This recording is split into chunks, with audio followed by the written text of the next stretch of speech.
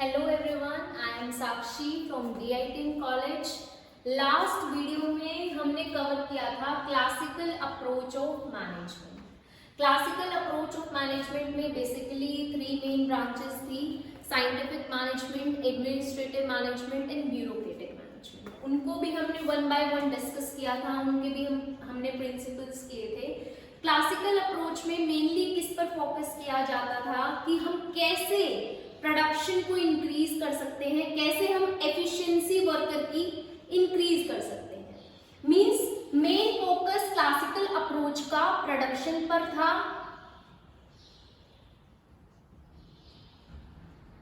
Classical approach में कुछ कमियां रह गई, इसीलिए कौन सी अप्रोच आई?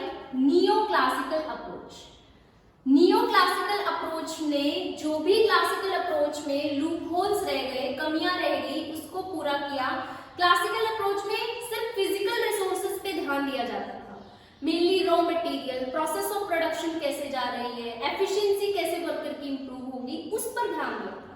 लेकिन नियो क्लासिकल अप्रोच ने क्या कहा कि ह्यूमन एलिमेंट जो है वो भी एक इम्पोर्टेंट पार्ट है ऑर्गेनाइजेशन का। हमें ह्यूमन एलिमेंट पे फोकस करना चाहिए, because without human no other resources can be work. Human एक इम्पोर्टेंट पार्ट है, किसी भी ऑर्गेनाइजेशन का इम्पोर्टेंट एलिमेंट है। और ये आई अराउंड 1929 to 30। ये अप्रोच 1929 और 30 के around I. First I human relation approach. Human relation approach को किसने दिया था? एल्टन मायो ने दिया था। एल्टन मायो ने यूएसए के अंदर कुछ एक्सपेरिमेंट्स किए और उनको क्या बोला? हाउथॉर्न एक्सपेरिमेंट्स।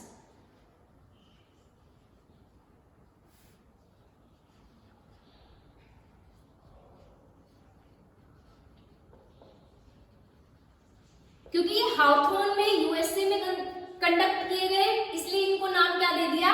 हाउथॉर्न एक्सपेरिमेंट्स। उन्होंने किस पर एक्सपेरिमेंट किया? एक प्लांट पर जिसके अंदर 29,000 वर्कर काम करते थे और वो डिफरेंट पार्ट्स जो है टेलीफोन के वो मैन्युफैक्चर करते थे। उन्होंने क्या क्या फैक्टर्स कंसीडर किए कि लाइट और प्रोडक्शन का क्या रिलेशन है, कंडीशन ऑफ वर्क और प्रोडक्शन का क्या रिलेशन है, इनफॉर्मल रिलेशन का क्या, वर्क एफिशिएंसी का क्या रिलेशन है।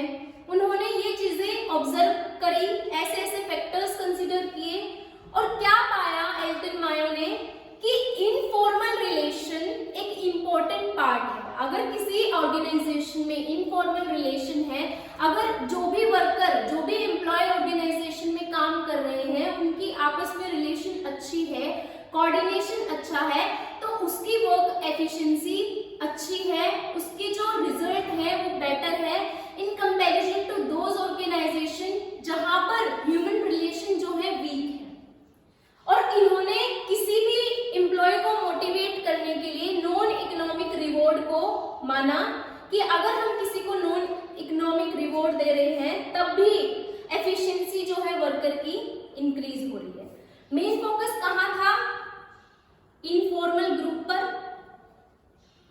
कि ऑर्गेनाइजेशन के अंदर इनफॉर्मल ग्रुप होना चाहिए, जो भी वर्कर या मेंबर काम कर रहे हैं उनके बीच में रिलेशन अच्छी होनी चाहिए, उनके बीच में कोऑर्डिनेशन होना चाहिए।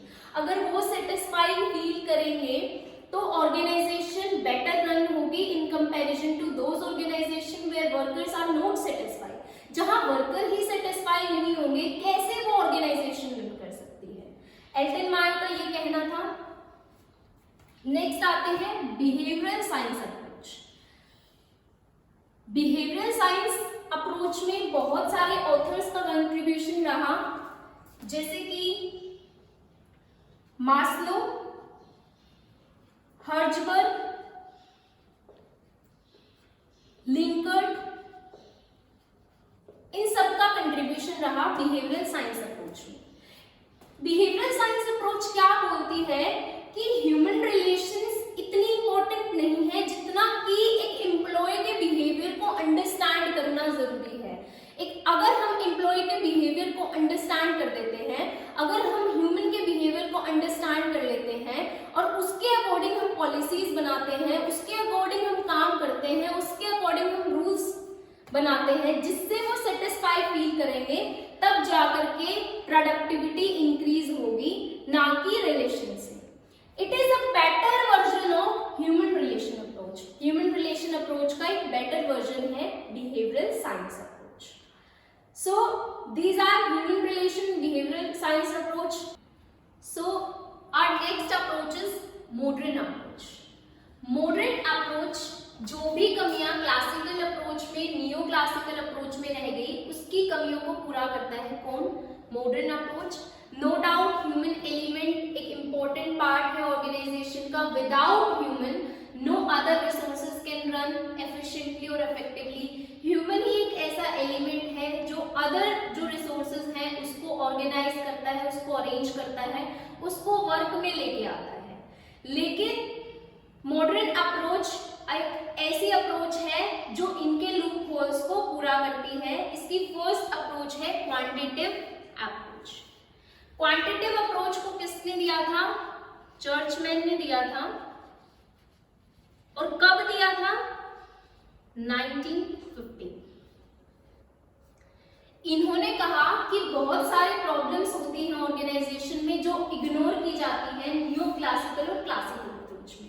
इन्होंने मैथमेटिकल ऑपरेशंस लगाए, मैथमेटिकल फॉर्मूलाज दिए to solve the problems of an organisation, जैसे कि sampling analysis,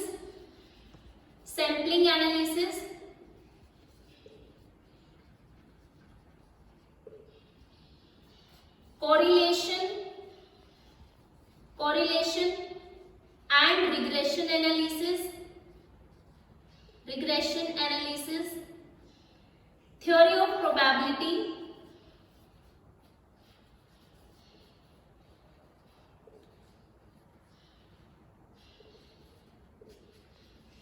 game theory.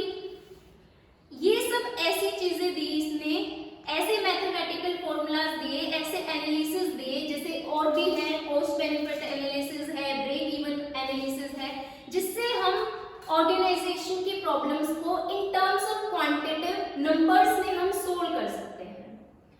Next आया सिस्टम अप्रोच। सिस्टम अप्रोच को एक एग्जांपल से समझते हैं। फॉर एग्जांपल एक स्कूटर है, उसके डिफरेंट पार्ट्स, उसका इंजन, उसका ब्रेक, उसकी सीट, उसका बैक एरिया, सब एक इंपॉर्टेंट पार्ट है।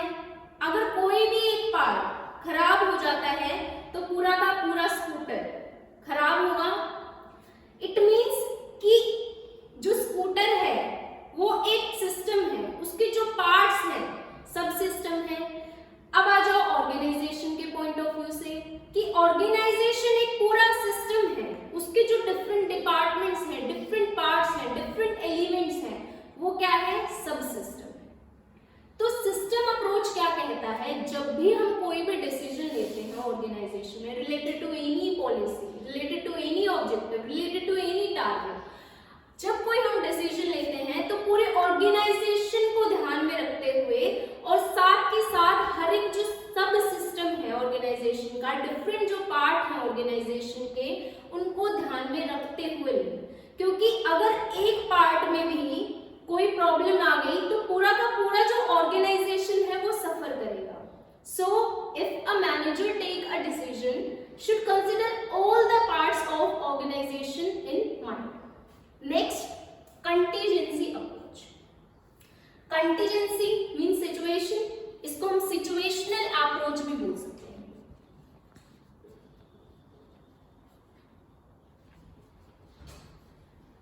एक और चीज मैं बताना भूल गई, सिस्टम अप्रोच जो दी थी 1960 के अराउंड दी थी और इसको चेस्टर बेनार्ड ने दिया था।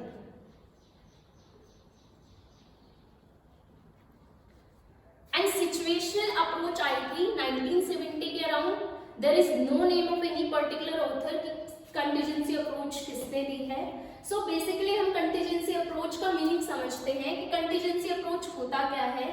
कंटीजेंसी अप्रोच ये बोलता है कि हम एक ही प्रिंसिपल पर, एक ही मेथड पर स्टक ना रहे, अकॉर्डिंग टू द सिचुएशन हम अपनी जो चीजें हैं उनको चेंज करते रहे। फॉर एग्जाम्पल एक पर्टिकुलर सिचुएशन, एक सिचुएशन थी ए,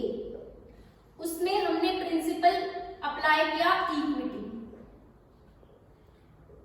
बट सिचुएशन बी जो आ गई उसमें भी हम सेम प्रिंसिपल नहीं अप्लाई कर सकते, बिकॉज सिचुएशन डिफरेंट है, इसका इफेक्ट भी इस पर डिफरेंट होगा। ऐसा नहीं है कि इस पर जो रिजल्ट आ रहा है इस पर भी सेम रिजल्ट आए।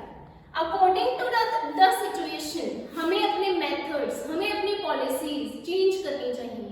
सिचुएशन क्या हो सकती है? एक्सटर्नल एनवायरनमेंट, बहुत सारे चेंजेस होते हैं, सोशल इकोनॉमिक चेंजेस होते हैं, पॉलिटिकल चेंजेस होते हैं, साइकोलॉजिकल चेंजेस होते हैं, फिजियोलॉजिकल चेंजेस होते हैं, डेमोग्राफिक चेंजेस होते हैं। तो उन चेंजेस को ध्यान में रखते हुए अपनी पॉलिसीज बनाएं। So this is about the contingency approach.